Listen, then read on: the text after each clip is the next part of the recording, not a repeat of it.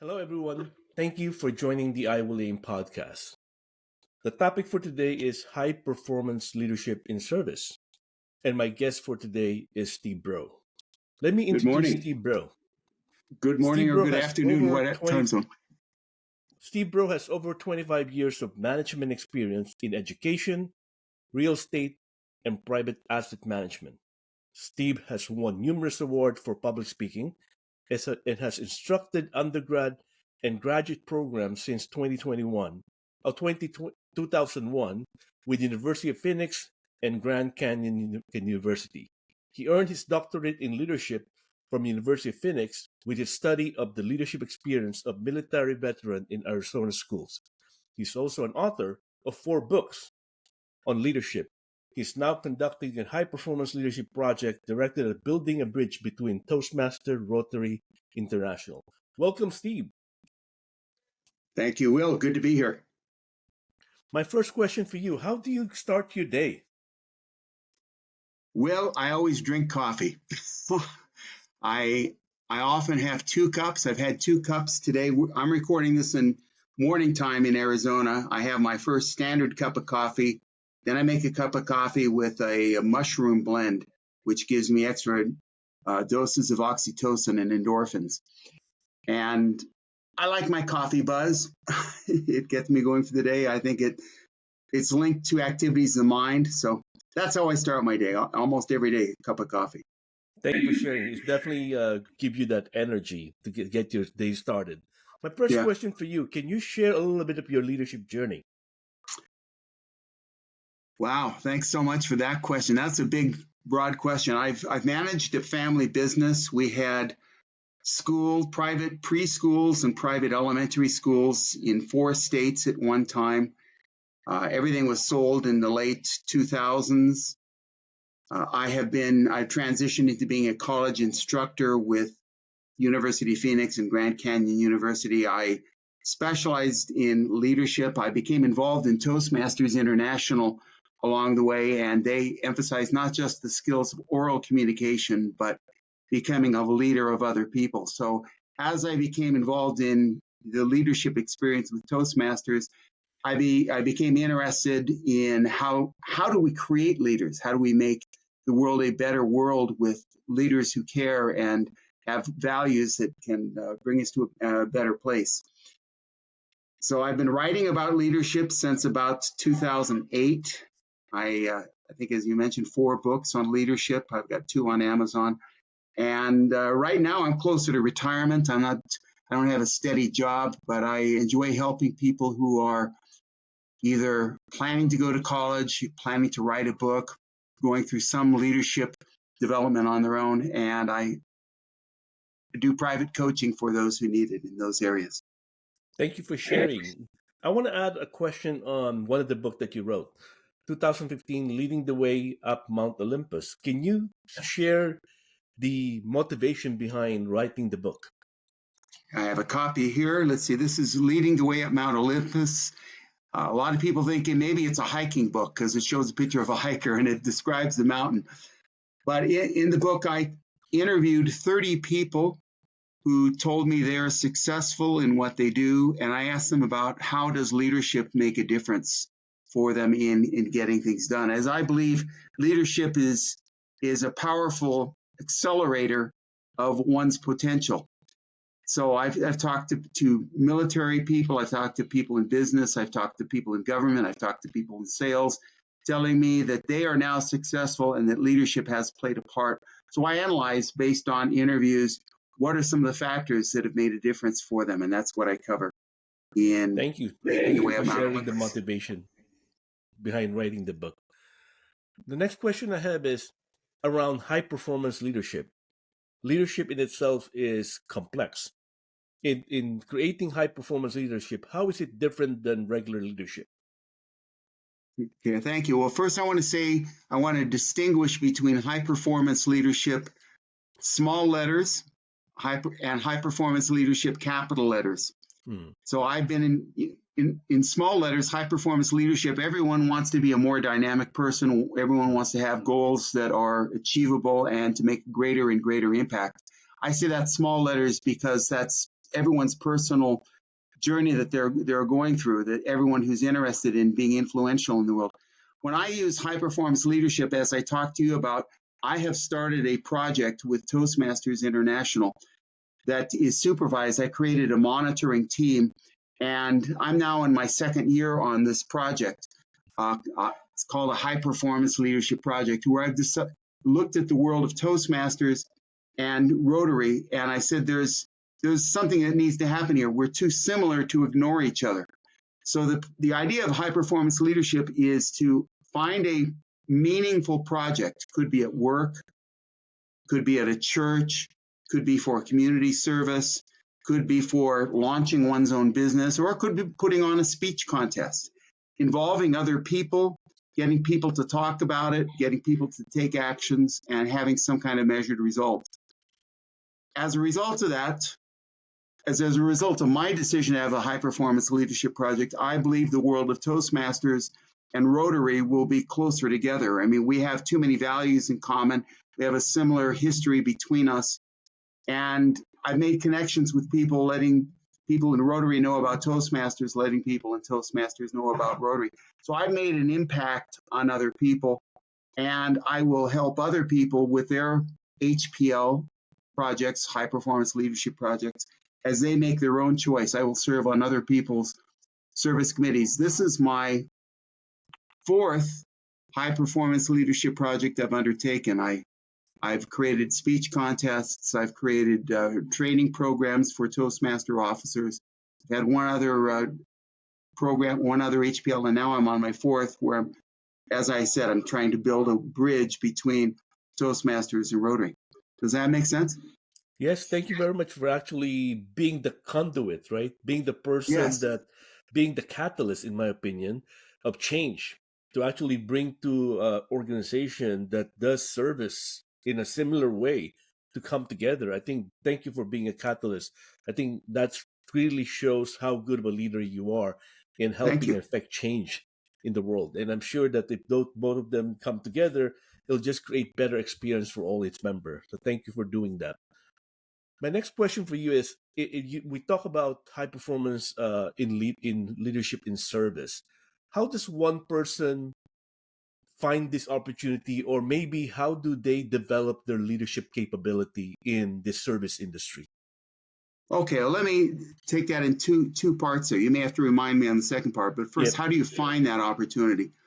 Project that I'm working on, I realized there was this unmet need. The president of Toastmasters International and the president of Rotary International said, let's work together. But they said this back in 2019, and so far here in 2024, there hasn't been a lot of visible connection between it. Even though the international elected president said, let's come together, I saw a need. So how does one create in service?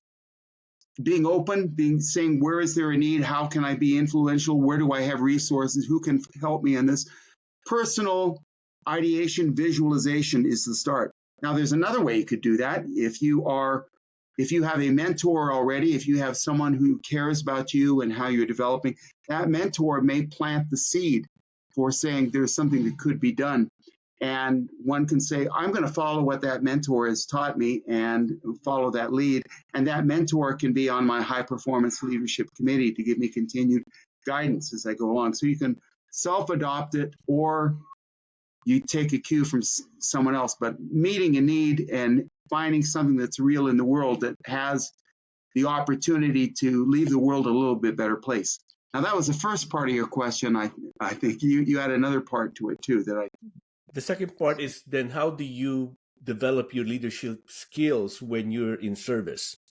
Because you could go in as a single performer trying to contribute your time, but how do then you looking to develop your leadership skills when you're actually serving? The key is taking action. The key is being willing to do something that perhaps is a little bit original, hasn't been done before, but putting oneself on the treadmill and saying, I'm going to set this goal, and I'm going to set this goal, and I'm going to set this goal. You may not make them all the goals as you want them, but you make progress. You do something and you learn along the way. Maybe you have to revise your goals, but having an action orientation helps one develop leadership capabilities. The other factor that's important, and I've kind of touched on this already, is being involved with other people who are intelligent, caring, expressive, and positive people who can give you guidance on how you can be more effective. I've had on this project that I'm working on. I have one colleague named Bobby. It's a lady named Bobby. Give me some feedback. Hey, Steve, we need to put together a database of available speakers and send that to the Rotary organization so that they know that we have people who can visit their clubs. It's a great idea. One colleague of mine sent, and I said that's great. So we've done that now. We've accomplished that. So first is being willing to learn and to take action. Secondly, to surround yourself with people who have a strong mind, saying, I see what you're doing, and I see maybe you ought to try this, or I ought to be involved. So being surrounded by people who are supportive of the process. Thanks for sharing that. I think it all starts with seeing a need and taking action, meaning taking Yes. action. And then if you're not really comfortable in that space, I did hear from you to seek mentor, find someone who actually is more experienced in that space and seek a mentor to help you actually make it happen. So at the end of the day, seeing the need and taking action is really a way to actually grow yourself as a leader in the service industry. Absolutely. If there's a person right now that's listening to us and they want to grow their leadership skills, how might you think they should go about it? The culture of do it yourself, right? DIY is prevalent. Do you suggest people to do their leadership development DIY by reading the internet, looking for information, or what other means do you think it's the best way for someone to really grow themselves as a leader and learn to be a better leader? Well, number one, visualize where you want to go. You're not just being a leader so you can be a boss or be a giver of orders to other people, but visualize how you can make a difference and make that purpose bigger than yourself. Make that something that you can work on and commit to. Secondly, the social experience, being surrounded by other people who have input and can give you a hand up when you need it, or give you new thought, or challenge you on your thinking as you go along. Third, I think reading, as one can get ideas from other people who've taken the leadership journey, and talk about what you're reading with other people. Maybe create a little study group of future leaders and say, here's what I think leadership is about, and being able to talking points with a few people. Maybe have coffee on a regular basis where you talk about challenges you're facing and what your ideas on leadership and talking it through. Fourth thing is there are many organizations have a commitment to leadership development. I don't think we've solved the acid test of how to create leaders, but some organizations do a very good job at this. Historically, General Electric has had a very strong program, leadership development. The military, United States military, has had a strong commitment for making even non-commissioned officers, making sure they have the authority to act and they know that they have permission to act, and that taking action in defense of their goals is better than waiting to be told what to do. So there are organizations like Toastmasters, like the military, like many companies that we don't even know about today that have made a commitment for developing people. So involve yourself with whatever your workplace program is. If you, like I've had experience working with the university, get involved in helping new instructors come on board and get involved with helping them become effective in the university setting. Get involved in helping new students to the university find their way to become successful in school, and help them recognize it's not just about taking tests. It's about being expressive. It's about having vision and taking action. And so we can lead even as we're teaching in university setting. And most instructors know what I'm talking about when I say that. But there are a number of ways, but leadership is ultimately a social experience. We change our behaviors, and we change our behaviors in an effective manner when we're surrounded by people who've given some thought to these issues themselves. Thank you for sharing that. In terms of like continue to grow yourself, I think mentoring and having a coach is important. Can you recommend or advise how might they go about finding a good mentor or a good coach to help them? That's a great question. Look around you. Look to the people you admire. If you don't know who would be a possibly good coach, ask yourself, who knows more about this than I do? Who's been there longer? Who's got involvement? Who's got more skill? And it may not be someone in your company, it may not be someone in your service, but there's that need to network outside of your organization to see what other people are doing. Find other people, and it may be more valuable to go outside of your organization because that person can talk frankly and not just give you the organizational preferred line for what to do, but get someone who has a interest in making a difference. So look around, find someone of talent, find someone who can be harmonious with you and challenge you when you need it.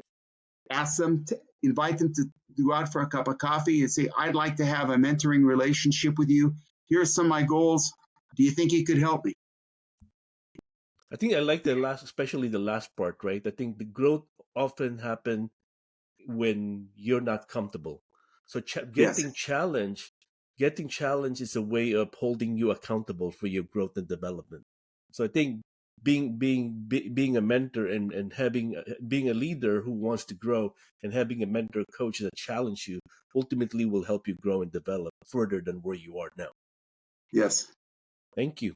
The next question I had is, can you share what are you currently working on? Any projects that you're working on? Well, I'm working on building a Toastmasters club in Payson, Arizona. I'm elected president of the club. And I think that's, I've been in the club for like 3 years now, and I've rotated into the position of president. I've been president of 8 different Toastmaster clubs before, so I've been there before, but this is a special challenge because of where the club is located. The club was formed during the years of COVID. We're all meeting remotely, but everyone is saying we want to be live and experience face-to-face with each other. So a number of transition issues that I'm working on. Apart from that,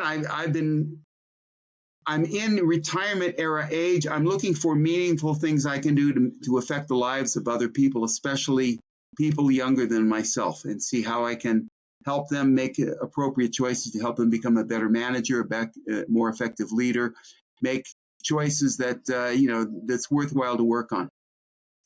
And I had a little bit of tutoring time with high school students who were applying to college, helping them write essays for college entrance preparation. So I've had some one-on-one time over this last time. I'm not currently doing that, but that's the kind of thing I have been doing that makes me feel really good about the work that I'm doing.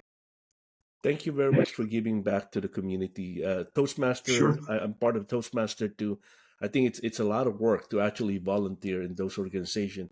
And to say that you've been part of 8 Toastmasters Club, that's phenomenal.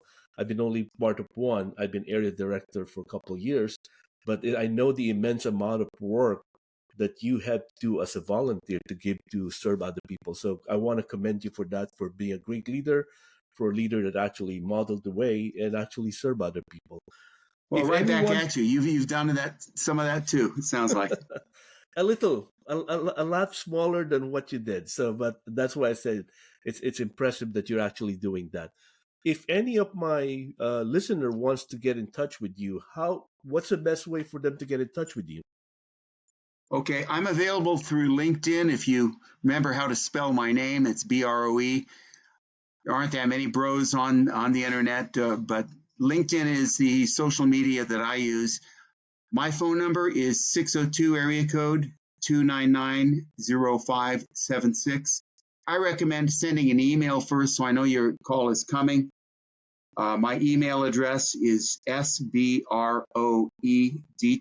that's first initial, last name, DTM, Distinguished Toastmaster, Sbroedtm @gmail.com. Those are the best ways.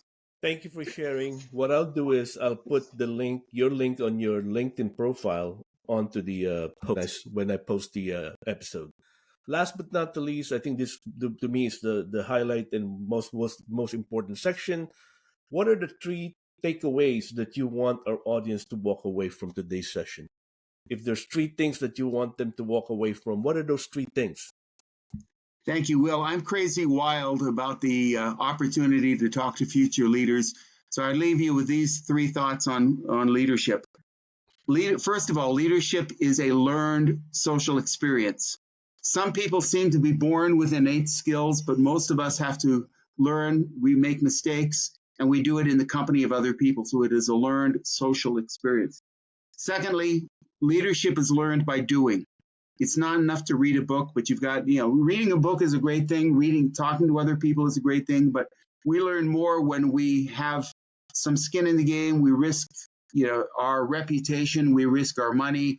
We do something, and we really care under those circumstances. And that's, unfortunately, learning leadership takes a little bit of blood in the game to get the best experience. I only mean that in the best sense. Third, leadership is diverse. I mean, we can look at leadership models as diverse as, a general in the military. The Beatles, I think, were world leaders, and Mother Teresa was an influential world leader. All three leaders, and they didn't look alike. They were quite different in what they do. If you set out to be a leader, remember that you have the leadership stuff within you already. You don't have to look like John Kennedy, or you don't have to look like Ronald Reagan. Certainly leaders that I admire, but look like you at your optimum. Learn to be, how are you effective, and you're doing through other people.